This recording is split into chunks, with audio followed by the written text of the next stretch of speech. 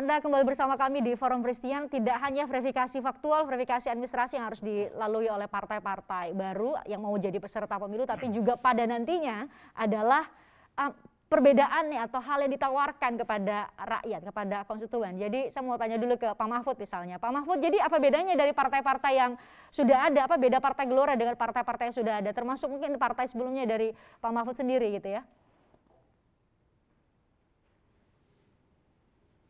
Yang datang ke kami ini apa bedanya Gelora dengan PKS? Nah, Karena itu susah juga disembunyikan. Terus tadi nggak mau menyebut namanya begitu ya, tapi yang muncul di lapangan ya pertanyaannya begitu. Wah, berarti ini bukan pertanyaan pertama yang muncul ke Pak Mahfud ya. Kalau jadi jawaban Pak Mahfud apa? Ya sederhana saja bahwa kalau ditanya apa bedanya, Gelora ini lebih mengindonesia dan lebih moderat, itu aja. Konkretnya?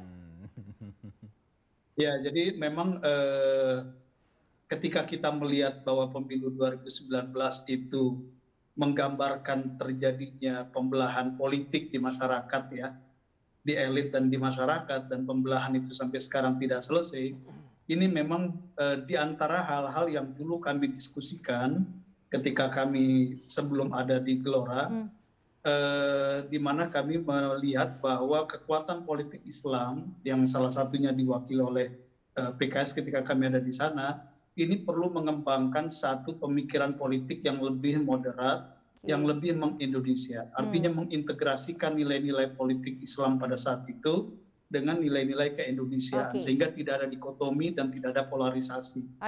Dan ide ini yang kemudian nampaknya memunculkan pro kontra, sehingga akhirnya kami melihat bahwa pemikiran-pemikiran ini tidak mendapat lahan yang cocok, yang tepat, dan itulah yang kemudian menjadi dasar, salah satunya menjadi dasar kami memunculkan Partai Gelora. Jadi itu yang kalau ditanya perbedaannya kira-kira seperti itu. Baik, kalau PKN apa bedanya dengan Partai Demokrat? Jadi kalau PKN ya kita juga melihat kurang lebih hampir sama. Atau Partai Hanura ya, karena sebelumnya ketum juga di Hanura. Iya, jadi sebetulnya dari 2017 itu bisa dikatakan puncaknya perpecahan di politik terjadi ya, karena ada identitas yang dipakai. Dan menurut kami bahwa platform Nusantara itu salah satu solusi bagaimana bisa mengembalikan kebersamaan. Kita semua berawal dari Nusantara, dan Nusantara dulu juga betul-betul berjaya pada masanya kan. Contoh kecil ya, kita bicara program Cina sekarang dengan BRI, Belt and Road Initiative. Dia bikin perdagangan maritim, itu sudah pernah dilakukan oleh Nusantara pada waktu zamannya itu. Bahkan bendera-bendera Amerika pun itu kan dia mengambil dari kerjasama dagang maritim dengan Nusantara. Means Nusantara itu sebetulnya kebanggaan bagi kita semua. Anda jadi, mau mengembalikan kejayaan kita, betul, karena itu identitas kita gitu. Bagaimana kita kembalikan identitas kita sehingga perbedaan-perbedaan yang selama ini sudah terbentuk ya.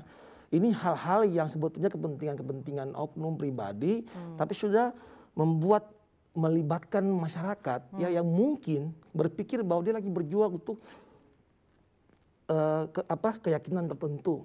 Padahal sebetulnya kalau kita balik hanya masalah kepentingan politik. Nah, kita kembalikan dia dengan cara kita bicara dengan Nusantara, dan ya sekarang juga kebetulan PKN juga salah satunya yang memakai nama Nusantara. Dari namanya ya. Kalau Perindo, Pak Yusuf? Kalau kita sih konkret aja ya, bahwa masyarakat itu yang paling problematik adalah soal lapangan kerja, ya. Wah, bicara program nih. Enggak, kita konkret aja kan, politik jangan muluk-muluk ya, biar masyarakat juga tahu membedakan. Atau sekadar normatif gitu ya. Jadi kan sumber untuk melahirkan lapangan kerja itu kan yang pertama dari negara. Negara itu apa? Birokrasi negara, PNS. Yang kedua adalah lewat BUMN. Tapi itu ternyata nggak cukup. Harus diinisiasi oleh masyarakat. Nah, masyarakatnya ini harus diberdayakan oleh negara agar tumbuh apa yang disebut dengan entrepreneurship. Negara yang maju, dia rasio pengusahanya itu harus sudah double digit, 12%, di atas 10%. Kita Indonesia masih 3,1%, makanya masih banyak pengangguran. Makanya Perindo ya dengan simbol menyerahkan modal dan gerobak kepada UMKM itu adalah simbolisasi dari kami bahwa kalau kami dipercaya oleh mereka mengelola pemerintahan, kita akan kasih lapangan pekerjaan kepada rakyat. Ya, selain itu kemudian kita urus pendidikan agar kemudian. Berarti selama ini partai-partai yang sudah ada bahkan yang ada di parlemen menurut Anda gagal gitu? Belum serius mengurusi itu. Ya, lapangan kerjaan hanya sekedar lipstick. Kami mau fokus itu. Sumber anggaran akan besar kita hantarkan pada kebijakan yang berpihak pada UMKM agar kemudian lapangan kerja tercipta. UMKM itu adalah penyerap 90% lapangan pekerjaan di Indonesia. Mereka itu dibanding usaha-usaha besar. Harus ada perlindungan kepada mereka, harus ada keberpihakan kepada mereka. Karena itu solusi dari mengatasi soal pengangguran. Di dua partai sebelumnya saya tergelitik dengan satu kata soal perpecahan. Ini kalau menerima nggak kalau disebut ini berarti hanya partai pecahan dong, bikin partai baru karena partainya atau figur-figurnya atau tokoh-tokohnya pecah aja dong, Mas Yeri. Sebetulnya kita berada dalam iklim demokrasi yang dimana kita tentu mempunyai kesempatan yang sama ya. Jadi perbedaan pandangan dan pendapat dalam sebuah partai itu hal yang normal. Menurut saya bahwa kesempatan bagaimana kita bisa mengaktualisasi apa yang menjadi pemikiran kita itu yang penting ya. Kita tahu bahwa Indonesia ini seperti yang disampaikan tadi sama kita ini dalam proses demokrasi yang masih belajar. Ya. Kita tengah mengkonsolidasikan demokrasi kita sendiri. Betul, jadi gini, ada kalimat yang dulu saya sering dengar itu logika tanpa logistik kan anarkis. Manusia itu bagaimana kita sejahterakan, baru dia bisa berpikir. Jadi tentu dalam konteks berdemokrasi salah satu cara bagaimana kita bisa mewujudkan hal tersebut adalah lewat perjuangan politik. Kalau kita tidak melewati partai politik, tentu kita akan susah karena pimpinan tertinggi, jabatan tertinggi di sebuah negara demokrasi adalah jabatan politik. Sip.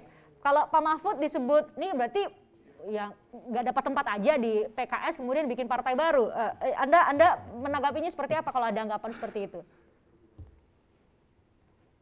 Nggak dapat tempat di PKS-nya itu adalah idenya, bukan posisinya. Jadi ide ini yang coba kita kembangkan di Gelora sehingga kalau kita ikuti ketika Gelora ini juga lahir dan tumbuh di era pandemi dan era pandemi ini juga diikuti oleh krisis multidimensi, maka ada satu ide baru atau satu narasi baru yang coba kita kembangkan bagaimana di tengah situasi krisis multidimensi ini Indonesia justru bisa melakukan lompatan menjadi satu kekuatan politik global baru. Dan saya kira ini sejalan dengan apa yang disampaikan Presiden Jokowi misalnya dalam pidato kenegaraan 15 Agustus tahun 2020 yang beliau katakan bagaimana kita membajak situasi krisis global ini untuk kita menjadi kekuatan dunia baru.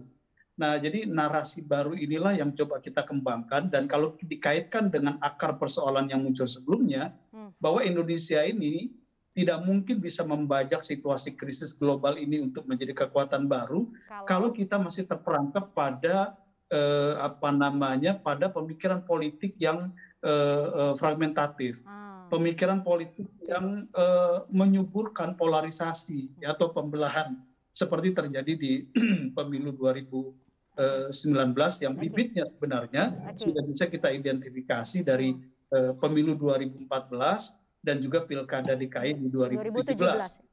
Makanya ide-ide yang kami kembangkan adalah menyelesaikan polarisasi ini, pembelahan politik ini tidak boleh dipelihara, walaupun akan ada partai-partai yang mendapat keuntungan ya dari polarisasi ini. Tetapi yang kita pertarukan justru adalah eksistensi dan masa depan bangsa ya di tengah situasi krisis global ini.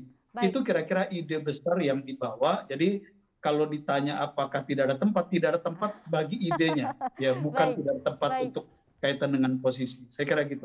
Baik, di paruh berikutnya saya akan meminta perspektif dari semua narasumber mengenai satu hal kepentingan kita semua, mau jadi peserta, mau jadi pemilih, calon peserta, satu hal, pesta demokrasi kita sukses, kita meningkat degree of demokrasinya, derajat demokrasi kita meningkat, itu menjadi kepentingan kita semua. Sesaat lagi kami bahas di Forum Christian.